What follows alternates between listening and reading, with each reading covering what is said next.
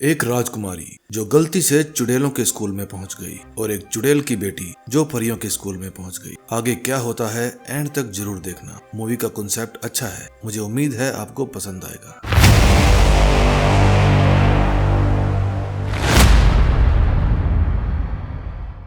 कई साल पहले दो शक्तिशाली भाइयों ने परियों की दुनिया में अच्छाई और बुराई के बीच संतुलन बनाए रखने के लिए एक स्कूल बनाया। उन भाइयों ने युगों तक शांति और संतुलन बनाए रखा, लेकिन फिर एक दिन बुराई का राजा, जिसका नाम रेफाल था, उसके मन में सत्ता के लिए लालच आ गया और उसने अपने भाई को मारने की कोशिश की, लेकिन परिणाम इसका उल्टा हुआ। कहानी शुरू होती है और हम सोफी और अगाथा नाम की दो सहेलियों को देखते हैं। वे एक दूसरे की बचपन से ही फ्रेंड थी और एक दूसरे के लिए जान छिड़कती थी। अगाथा एक चुड़ैल की बेटी थी, इसलिए उसका शहर में आना लोगों को पसंद नहीं था, लेकिन उसका स्वभाव बहुत अच्छा था। फिर वे दोनों एक लाइब्रेरी में जाते हैं। फिर उन्हें पता चलता है गुड एंड इविल स्कूल के बारे में और सोफी उस स्कूल को एक लेटर लिखती है। वो लिखती है कि वो उस स्कूल में एडमिशन लेना चाहती है क्योंकि उसे ये शहर पसंद नहीं था और वो वहाँ से निकलना चाहती थी। जब अगाथा को इसके बारे में पता चलता है तो वो सोफी को कहती है कि हमें पता भी नहीं वहाँ क्या है, मैं तुम्हें वहाँ नहीं जाने दूंगी, तुम्हारे सिवा मेरा कोई दोस्त नहीं है, तुम्हारे बिना मैं अकेली रह जाऊंगी। फिर सोफी वहाँ ना जाने के लिए मान जाती है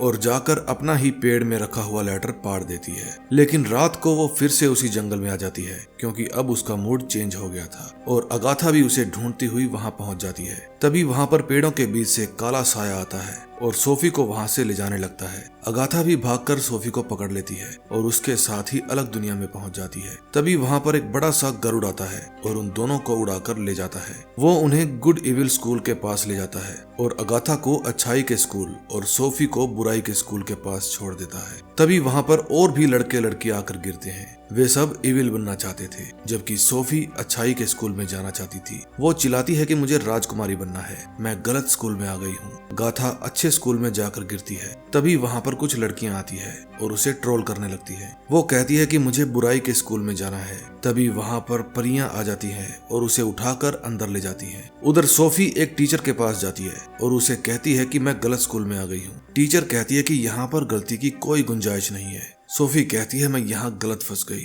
उधर अगाथा स्कूल के अंदर जाती है तो सोचती है कि मैं कहाँ नरक में आ गई। तभी उसे प्रोफेसर डोबी मिलती है। वो कहती है कि तुम्हारा यहाँ स्वागत है, पहले तुम नहा धो के बिल्कुल साफ सुथरी हो जाओ। वो कहती है मुझे यहाँ नहीं रहना। तभी उसकी टीचर उसे डांटती है और कहती है कि अगर गलती हुई है तो उसको स्वीकार करो। फिर उसे तैयार करके असेंबली में लेकर जाते हैं। वहाँ उसे सोफी भी मिल जाती है। ये बिल्कुल एक दूसरे की लाइफ पाना चाहते थे, लेकिन यहाँ पर सब उल्टा हो गया। फिर वहाँ पर दोनों स्कूल की डीन सबका स्वागत करती है। तभी वहाँ अच्छाई के स्कूल से कुछ लड़के आकर अपना करतब दिखाते हैं, जिनमें एक राजकुमार भी था। उसका नाम टेड्रोस था। सभी लड़कियां उसको देखकर मोहित थी। वो लड़ाई में बहुत ही अच्छा था, इसलिए उसे बुराई के स्कूल से एक लड़का चैलेंज करता है। वे दोनों ही लड़ाई में तगड़े थे, लेकिन राजकुमार जीत जाता है। अगाथा को वो लड़का थोड़ा घमंडी लगता है। तभी वहाँ पर स्कूल का प्रिंसिपल आता है और सबका स्वागत करता है। सोफी कहती है मैं गलत स्कूल में आ गई और अगाथा कहती है मुझे घर जाना है। प्रिंसिपल ये कहकर चला जाता है कि हमारे स्कूल में गलतियां नहीं होती।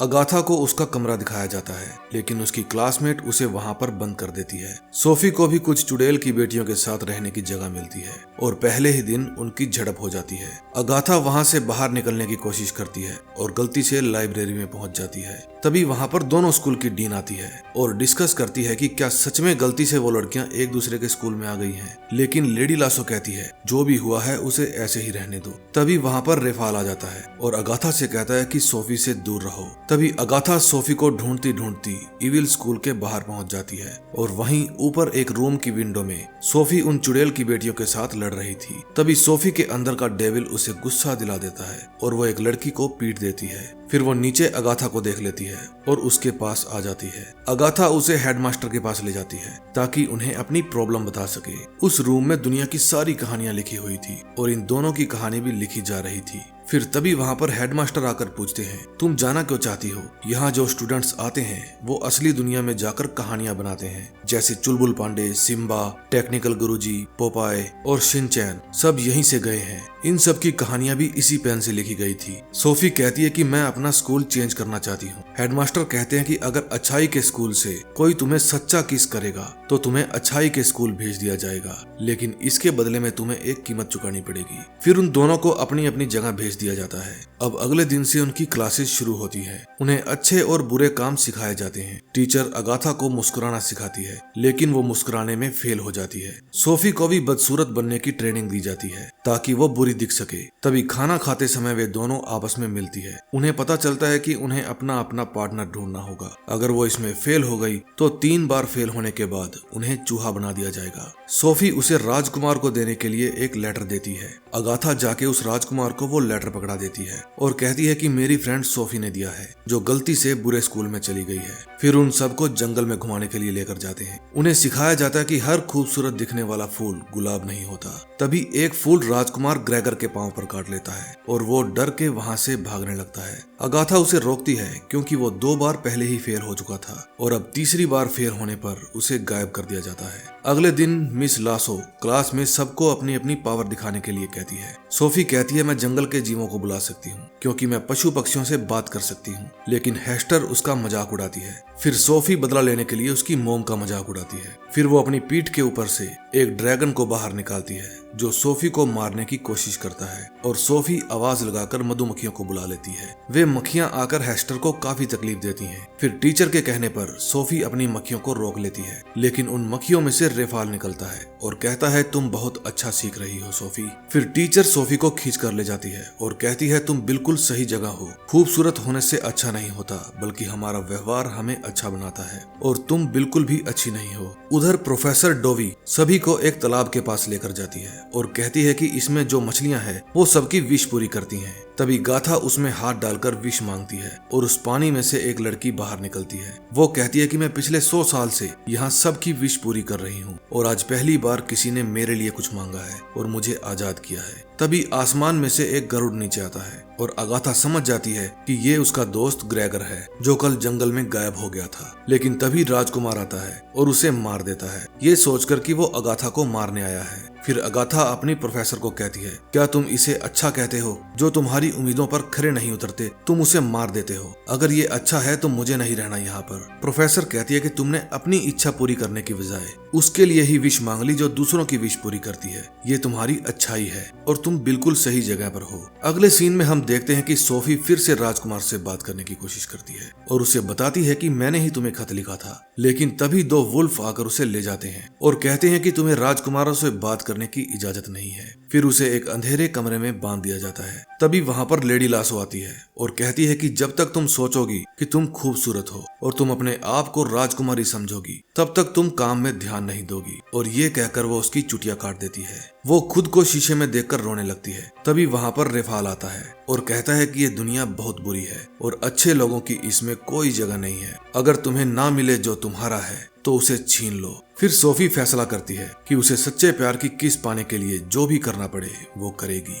अगले दिन फिर से सब लोग असेंबली में इकट्ठा होते हैं। राजकुमार अगाथा से बात करने की कोशिश करता है। उनकी बातों से लग रहा था कि राजकुमार उसकी तरफ अट्रैक्ट हो रहा है। अब अगाथा भी स्माइल करना सीख गई थी, लेकिन ये बात बाकी लड़कियों को पसंद नहीं आई। आज उनकी टीचर जादू कैसे करते हैं सिखाने वाली थी। वे सबको लाइन बनाने के लिए कहती है। वे कहती है कि जादू सीखने से पहले तुम्हें अपनी उंगली की चमक को जगाना होगा। जितने ताकतवर तुम्हारे जज्बात होंगे उतना ही स्ट्रॉन्ग जादू होगा। तभी वहाँ पर धमाकेदार एंट्री होती है सोफी की। उसके हाव भाव पूरी तरह से बदल चुके थे। अब उसे पता चल गया था कि वो बुरी है। अब उसे सबकी अटेंशन पाने का तरीका आ गया था। अब वो हर समय एटीट्यूड में रहने लगी थी। अब उसकी रूम पार्टनर्स ने भी उसके साथ दोस्ती कर ली थी क्योंकि उनको पता चल गया था कि इसके साथ दुश्मनी भारी पड़ सकती है। अब सोफी ने अपनी गैंग बना ली थी। तभी अगाथा सोफी के पास आती है और उसे कहती है कि राजकुमार के पिता को उसके लिए सुंदर लड़की ही नहीं बल्कि अच्छे स्वभाव वाली बहू चाहिए। फिर सोफी राजकुमार के साथ नजदीकियां बढ़ाने लगती है और जब वो उसके साथ डिनर पर जाती है तो वहाँ मौजूद सभी लड़कियां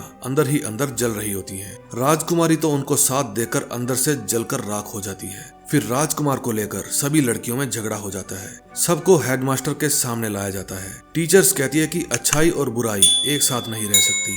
राजकुमार कहता है कि मैं सोफी को पसंद करता हूँ और उसे ही अपनी राजकुमारी बनाना चाहता हूँ, लेकिन बाकी लोगों को ये मंजूर नहीं था। इसलिए हेडमास्टर उन्हें एक जंगल का टेस्ट पास करने के लिए कहते हैं। इस चुनौती में बहुत ही खतरा था, लेकिन दोनों ही तैयार थे। दोनों को अलग अलग अंधेरे जंगल में भेज दिया जाता है। सोफी उन्हीं प्यारे फूलों के पास पहुंच गई थी और फूल भी सोफी को अपना प्यार दिखाने के लिए बिल्कुल रेडी थे। फिर वे फूल सोफी को काटना शुरू कर देते हैं। सोफी बचाओ बचाओ चिल्लाने लगती है। सोफी फूलों से तो बच जाती है, लेकिन आगे उसे मिलते हैं हमारे पेठालाल जी।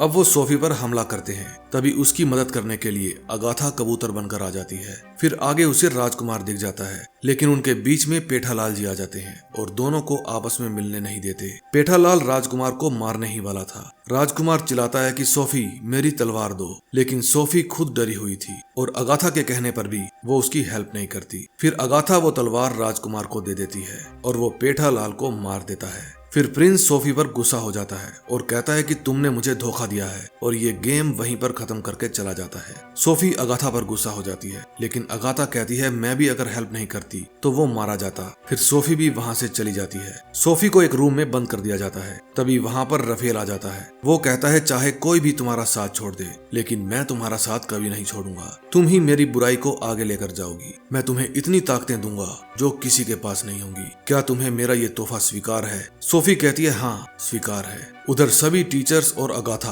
आपस में बहस कर रहे थे, क्योंकि लेडी लासो को पता था रेफाल इसी स्कूल में है और सोफी की मदद कर रहा है। तभी वहाँ पर हेडमास्टर आ जाते हैं और कहते हैं कि वो सोफी को ले गया है और मुझे लगता है दोनों मिलकर स्कूल को बर्बाद कर देंगे। रेफाल हेडमास्टर का भाई था और वो अब दोबारा जिंदा हो गया था। वो चाहता था कि अंत में हमेशा बुराई की जीत हो। अगले दिन राजकुमार अगाथा को प्रपोज करता है, लेकिन वो कहती है मैं सोफी को ढूंढ रही हूँ, वो मेरी बहन जैसी है। इतने में वहाँ पर सोफी की एंट्री होती है। सोफी अब चुड़ैल के जैसे दिखने लगी थी। वो अब भी राजकुमार को पाना चाहती थी, लेकिन राजकुमार सोफी को पसंद नहीं करता था। फिर सोफी कहती है कि अब हम दोनों में से कोई एक ही जिंदा रहेगा। फिर सोफी बेकाबू हो जाती है। उसने दोनों स्कूल के सभी स्टाफ मेंबर्स को छोटे छोटे स्टैच्यू में बदल दिया था। फिर सब लोग सोफी को रोकने के लिए बुराई के स्कूल में जाते हैं। सोफी अब और भी बुरी दिखने लगी थी और कहती है कि शिकार खुद चलकर शेर के मुंह में आ गया। प्रिंस और उसके दोस्त सोफी पर तीर चलाते हैं, लेकिन वे फूल में बदल जाते हैं। फिर सोफी अपने असली रूप में आती है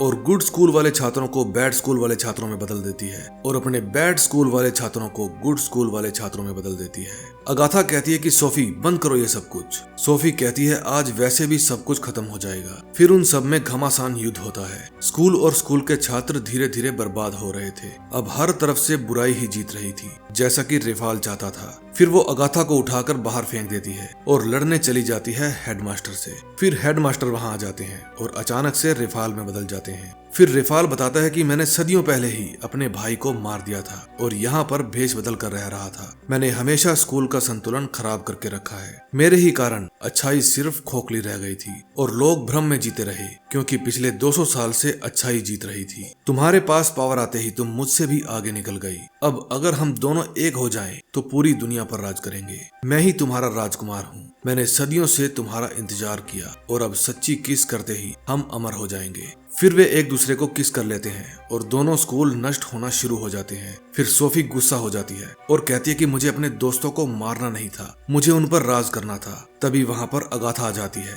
रेफाल कहता है कि मेरी दुल्हन से दूर हो जाओ और अपनी कलम से उसके ऊपर वार कर देता है, लेकिन सोफी बीच में आ जाती है। सोफी के मरते ही रेफाल कमजोर हो जाता है और स्कूल फिर से आबाद होना शुरू हो जाता है। तभी वहाँ पर प्रिंस आता है और रेफाल को चुपके से मारने ही वाला होता है। रेफाल अपने प्रचंड रूप में आ जाता है। अब वो राजकुमार को मारने की कोशिश करता है और कहता है कि ये तलवार अगर तुम्हारे पिता के हाथ में होती तो शायद मैं हार जाता, लेकिन तुमसे तो बिल्कुल भी नहीं। तभी वहाँ की सबसे अच्छी लड़की, जिसका दिल सबसे अच्छा था, यानी अगाथा, उस तलवार को उठाती है और रेफाल को मार देती है। रेफाल का हमेशा के लिए अंत हो जाता है। फिर अगाथा जाके सोफी को संभालती है। उसका दिल अभी भी धड़क रहा था। तभी उसे होश आता है। फिर हम देखते हैं कि कलम लिखने लगती है कि हमारी नायिकाओं ने अच्छाई और बुराई स्कूल के सबसे बड़े खतरे को हरा दिया। अब अच्छाई और बुराई खत्म तो नहीं हुई थी, लेकिन सारा कुछ एकदम संतुलित हो गया था। जितनी अच्छाई उतनी ही बुराई। तभी से हर इंसान के अंदर अच्छाई भी होती है और बुराई भी, बस जरूरत होती है तो उसे पहचानने की।